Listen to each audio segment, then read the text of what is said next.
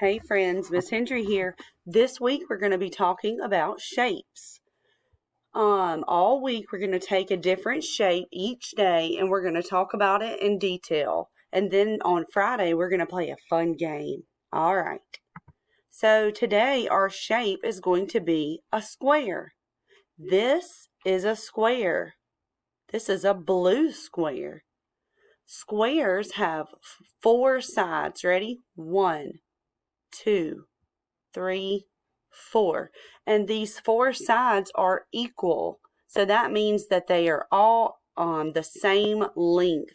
They're all the same length long. All right, guys. And so some examples of squares in our world would be an ice cube. One side of it would be a square. Post-it notes. A present can be a square, and a cardboard box can be a square. So I want you to look around at your house and find things that are shaped like a square. That will be a fun activity for you. Go find some toys that you have that are shaped like a square. Bye, guys. Tomorrow we will learn about a different shape.